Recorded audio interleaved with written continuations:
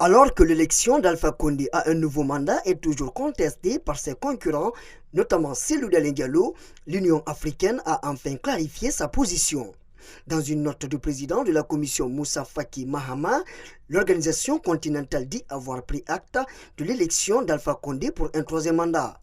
La victoire d'Alpha Condé est-elle avalisée par l'Union africaine et la CEDEAO?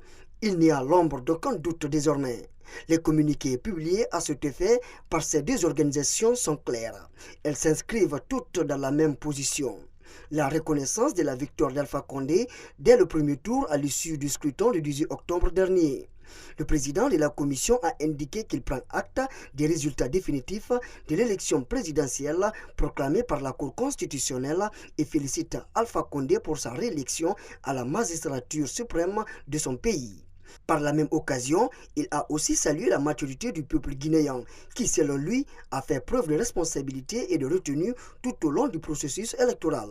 Le président de la commission de l'UA a appelé les acteurs politiques guinéens à privilégier l'intérêt supérieur du pays et à amorcer le dialogue pour régler leurs différends. Pour sa part, le président de la commission de la CEDEAO parle de brillante réélection d'Alpha Condé, à qui il adresse au nom de son organisation ses plus chaleureuses félicitations, a indiqué Claude Kassi Brou lundi 9 novembre 2020.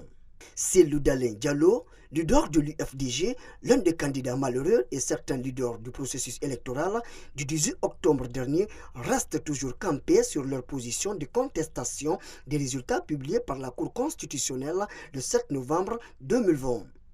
Depuis la publication des résultats provisoires par la CENI, la Guinée est plongée dans une crise politique inédite. Plusieurs manifestants contre la réélection d'Alpha Condé ont été tués. Des arrestations arbitraires pleuvent du jour au jour. Les intimidations judiciaires à l'encontre des opposants au troisième mandat font la une des médias dans le pays.